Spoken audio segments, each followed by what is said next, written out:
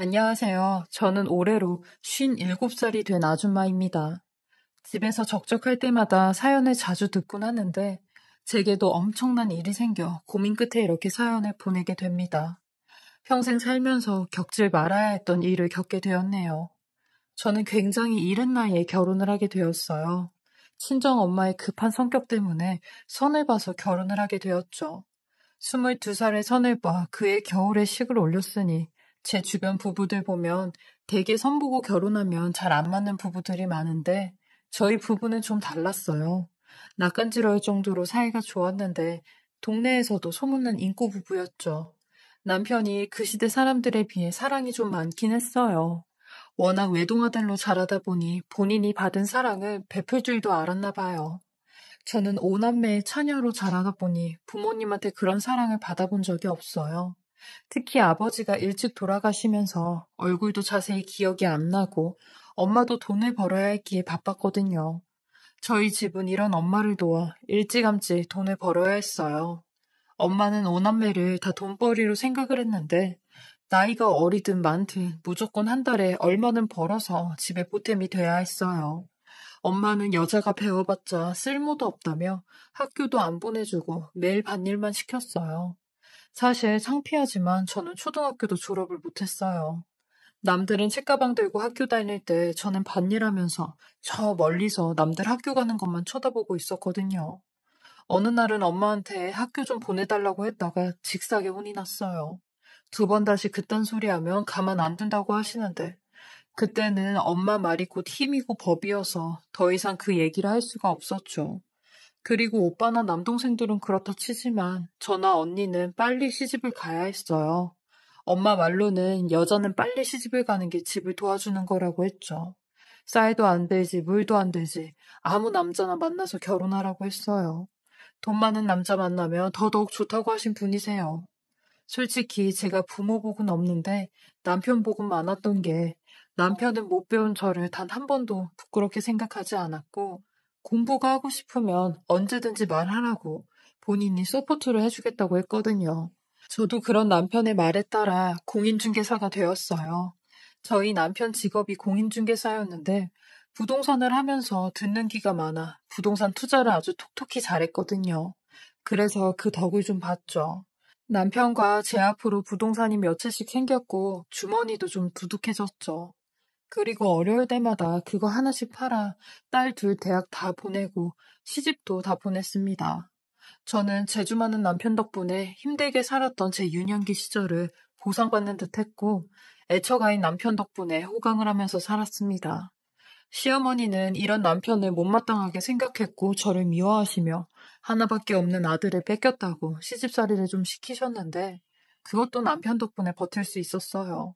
그렇게 남편과 65살이 되면 부동산 그만하고 죽을 때까지 놀자고 했는데 남편은 그 약속을 지키지 못한 채 5년 전 세상을 떠났어요.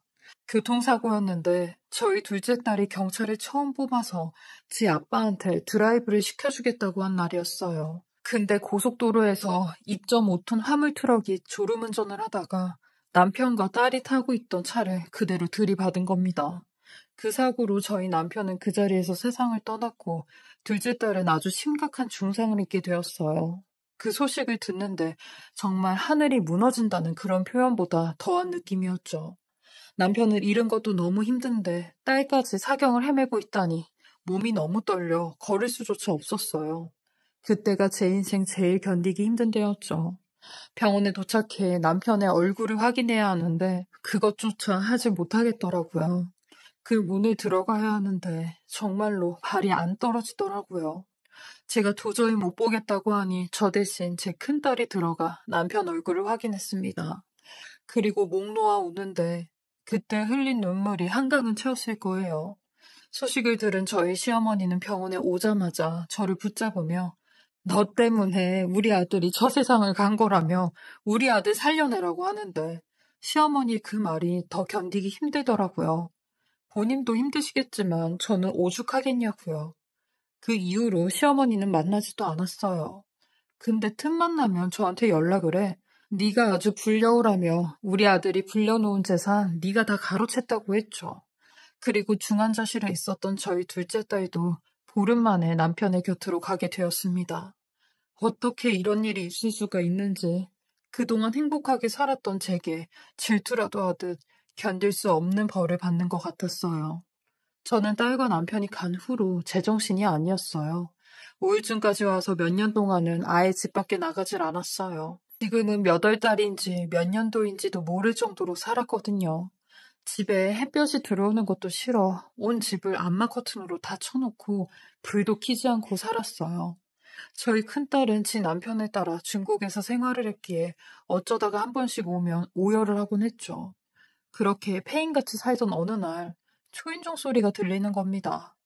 찾아올 사람이 한 명도 없는데 말이죠. 저는 속으로 한 번만 누르다 가겠지 생각하고 있는데 계속 배를 누르는 겁니다. 하도 시끄러워서 문을 열고 누구시냐고 하는데 세상에 문 밖에 저희 남편이 서 있는 겁니다. 그걸 보자마자 현관문 앞에서 바로 주저앉았어요. 무슨 꿈을 꾸는지 알았죠. 제가 주저앉으면서 여보라고 부르니 그 남자는 갸우뚱하게 절 쳐다보며 네? 네? 여보라고요? 하는 겁니다. 그러니 아이고 아주머니 저는 그쪽 남편이 아니라 여기 앞집에 이사 온 사람이에요. 인테리어를 하는데 소음 때문에 동의서 좀 받으러 왔습니다. 라고 하는데 알고 보니 앞집에 이사를 온 남자였죠. 근데 저희 남편과 정말 똑같았어요. 눈, 코, 입, 그리고 체형까지 이렇게 똑같을 수가 없었죠. 정말 남편이 살아 돌아왔다고 해도 모를 정도로 똑같았어요. 제가 넋을 놓고 남편 생각에 눈물을 흘리며 그 사람을 쳐다보니 그 사람도 절 이상하게 쳐다보며 왜 그러시냐고 하더라고요. 그래서 아저씨가 꼭 하늘나라에 간 우리 남편하고 똑같이 생겼어요. 라고 하니 그 사람도 고개를 끄덕이며 그랬냐고 하더라고요. 그렇게 저는 그 사람과 자주 교류를 했어요. 근데 그 사람도 아픈 사정이 있던 게 아들이 사고로 세상을 떠나면서 와이프랑 점점 사이가 멀어져 이혼을 하고 혼자 살려고 이사를 왔다고 하더라고요. 저도 그 사람에게 저는 남편이랑 딸을 한 번에 잃었다고 했어요. 그러니 그 사람이 제 얘기를 들으며 눈물을 흘리더라고요. 그 사람은 이름이 재진이었는데 저희 남편과 끝자가 똑같았어요. 저희 남편 이름은 창진이었거든요. 그 사람과 남편과 알게 모르게 비슷한 부분이 많아 정말 남편이 살아 돌아온 기분이었습니다. 그 사람도 제 남편 사진을 보곤 정말 화들짝 놀라더라고요. 본인이 봐도 너무 똑같으니 입을 다무질 못했죠. 근데 그 사람 정말 마음씨가 착했던 게 제가 몇 년 동안 우울증을 앓고 있으니 저를 세상 밖으로 꺼내주려고 부단히도 노력을 해주었던 사람이었어요. 처음 만난 사람인데 단지 제 남편을 닮았다는 이유로 제게 굉장한 호의를 베풀어 주더라고요. 그 모습에 저도 마음이 조금씩 열리기 시작했고 저는 그 사람과 만남을 갖게 되었습니다. 50대의 연애라니 주책 맞지만 그 사람을 만나는 시간 동안은 남편도 잊을 수 있고 행복하더라고요. 5년 동안 우울증으로 죽기 일보 직전까지 갔었는데 이 사람을 만나면서 그 마음이 다 치료가 되었어요. 중국에 사는 제 큰딸도 정말 다행이라고 하는데 딸은 지가 한국에 와서 엄마를 보살펴야 하는데 생계가 달렸으니 그러지도 못해 항상 마음에 짐이 있었대요. 근데 제가 이렇게 다시 밝아진 모습을 보곤 저한테 더 적극적으로 만남을 가져보라고 했죠. 그리고 사실 그 사람이 제게 이렇게 잘해주니 저도 잘해주고 싶었어요. 그래서 도움을 주긴 줬어요. 사업을 하는데 투자를 좀 해달라고 해서 그 목적으로 제가 투자를 좀 해줬죠. 그렇게 그 사람과 1년 정도 만날 때였어요. 중국에서 살던 딸이 한국에 들어와 지방으로 이사를 오게 되었는데 딸을 만나러 가는 날이었어요. 기차를 타러 가는데 딸한테 갖다 줄 중요한 서류를 두고 온 겁니다. 그래서 급하게 다시 집으로 들어가는데 아니 저 멀리서 저희 시어머니가 제가 사는 아파트 단지 쪽으로 들어가시더라고요. 남편 그렇게 된 후로 한 번도 저희 집에 오질 않았는데 웬일로 우리 집에 다 오셨지? 하는 마음에 시어머니를 쫓아 들어갔어요. 역시나 제가 사는 층에서 내리시더라고요. 그래서 저도 따라 올라갔죠. 근데 문 앞에 계셔야 할 시어머니가 안 계시는 겁니다. 내가 사람을 잘못 봤나 생각하던 찰나에 어디선가 시어머니 목소리가 들려오는 겁니다. 근데 바로 앞집 재진 씨네 집에서 들리는 겁니다. 그리곤 두 사람이 같이 집 밖으로 나오는데 저는 후다닥 비상 계단 쪽으로 몸을 숨겼고 그 둘의 대화 내용을 듣게 되었어요. 저희 집이 고층이라 엘리베이터를 기다리면서 한참 동안 얘기를 하더라고요. 그렇게 듣게 된 둘의 대화 내용은 정말 충격 그 이상이었습니다. 시어머니가 재진아, 얘는 오늘 확실히 나간 거지? 며칠 집에 없는 거지? 라고 하니 곧이어 재진 씨가 그렇다니까 엄마 라고 하는 겁니다. 엄마라니 이게 무슨 소린가 했어요. 왜 재진 씨가 제 시어머니한테 엄마라고 하는지 너무 벙쪘죠. 그러면서 엄마 며칠 동안은 우리 집에 좀 와서 밥도 해주고 반찬도 좀 해주고 그래. 엄마 아들이 몇십 년 동안 엄마 밥도 못 먹고 살았잖아. 내 쌍둥이 동생 저 세상 가고 이제 엄마한테는 남은 아들은 나밖에 없는 거야. 라고 하니 그래 우리 창준이가 떠났으니 너 하나 남은 거지. 그러게 이놈아 몇십 년 전에 부모랑 연 끊고 혼자 산다고 모지에게 나가놓고 결국엔 엄마한테 다시 돌아올걸? 왜 그렇게 속을 썩였어? 라고 하니 아니 내가 돌아왔나 엄마가 날 부른 거지. 아무튼 내가 우리 쌍둥이 동생 재산 저 불려한테 싹 다 가지고 올 테니까 엄마는 걱정을 하지 마. 내가 우리 엄마 제대로 호강시켜줘야지. 안 그래? 그래서 오늘도 내가 우리 엄마 이쁜 옷 하나 사주려고 백화점 데리고 가는 거 아니야? 큰아들이 잘 돌아온 줄 알아. 내가 엄마한테 못해준 효도 내 동생 덕으로 좀 해줄게. 어? 라며 엘리베이터를 타고 내려가는데 저는 또 한 번 그 자리에 주저앉고 말았네요. 남편한테 몇십 년 동안 연을 끊고 산 쌍둥이 형이 있었다니 처음 듣는 소리였습니다.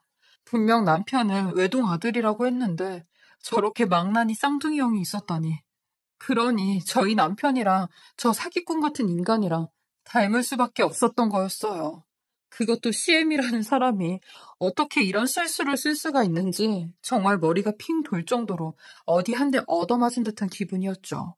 맘 같아선 이 인간 집에 쳐들어가 장롱이고 서랍이고 싹 다 뒤집어 엎어 증거를 찾고 싶었는데 혹여나 재판까지 갔을 때 저한테 불리하겠다는 생각이 들어 꾹꾹 참고 몇 시간이고 그 두 사람이 다시 돌아올 때까지 1층과 2층 사이 비상계단에 앉아 있었어요. 일부러 거기에 앉아 있었는데 그래야 그 둘이 엘리베이터를 기다리면서 더 많은 대화를 할 수 있으니까 그때 녹음을 하려고 했죠. 어떻게든 증거를 잡아야 하니까요. 그렇게 비상계단에 가만히 앉아 노을이 툭 떨어지는 걸 보고 있는데 왜 이리 눈물이 쏟아지는 줄 몰랐어요. 먼저 간 남편을 원망할 수도 없는 노릇이고 제 신세만 한탄했죠. 남편을 닮은 사람이 나타나는 순간 제 마음이 흔들린 건 사실이었고 그것 때문에 분간을 못해 간이고 쓸개고 다 내어줬으니까요. 제가 등신이었죠. 하지만 시모나 이 인간 재진 씨나 제가 약해질 대로 약해졌을 때 저한테 접근을 한 건 명백히 잘못된 일이었어요. 그리고 한 두어 시간이 지나 그 둘이 들어오더라고요. 역시나 제 얘기와 돈 얘기를 하는데 증거로 딱 좋았죠. 야, 재진아, 이제는 걔한테 이런 잔잔바리 돈은 그만 받고 부동산으로 하더라고. 우리 창진이가 가기 전에 사놓은 부동산이 몇 개는 될 거야. 그걸 싹 받아내야지. 그래야 내가 여한이 없어. 걔가 외로워하면 네가 좀 외로움도 달래주고 하면서 살살 긁어보라니까. 이라고 하니 엄마, 안 그래도 나도 그렇게 해서 돈 좀 더 가지고 오고 싶지. 근데 저 세상 간데 쌍둥이 동생이 하늘에서 지켜보는 것 같아서 여간 찝찝하더라고. 라고 하니 시애미가 지 큰아들 놈의 등짝을 탁 때리며 그게 뭐가 찝찝해? 하늘에 있는 네 동생도 널 자랑스럽게 생각할 거다. 그 불려한테 재산이고 부동산이고 다 뺏기는 것보다 지 엄마랑 지 형이 가지고 있는 게 훨 낫지. 내가 아주 다 뺏어올 거야. 라고 하는데 일단 녹음을 다 해놓고 둘이 엘리베이터를 타기 전에 후다닥 비상계단으로 내려갔어요. 그리곤 귀청이 떨어질 정도로 소리를 질렀죠. 야, 이 사기꾼들아. 니네가 진짜 사람이니? 니들이 그러고도 창진 씨 부모고 형제야? 하늘에서 지켜보고 있을 내 남편이 두렵지도 않아? 라고 했죠. 그러니 시무랑 남편 쌍둥이 기겁을 했고 눈이 휘둥그레져 저를 쳐다보는 겁니다. 나 니네 둘이 했던 말들 여기다 다 녹음해놨거든? 어떻게 나를 속이려고 해? 그것도 연 끊고 산 쌍둥이 큰아들을 이용해서? 당신들 내가 가만히 안 둘 거야. 나한테 뜯어간 돈이랑 나한테 사기친 것들까지 싹 다 고소해서 죗값 치르게 할 거라고. 이 노인네야, 당신 나이 80 먹어서 거기 가서 한번 썩어봐. 하며 경찰서 간다고 아파트 대문은 막 나가려고 했어요. 그러니 시모는 제 팔을 잡아당기며 제 핸드폰을 막 뺏으려고 하는 겁니다.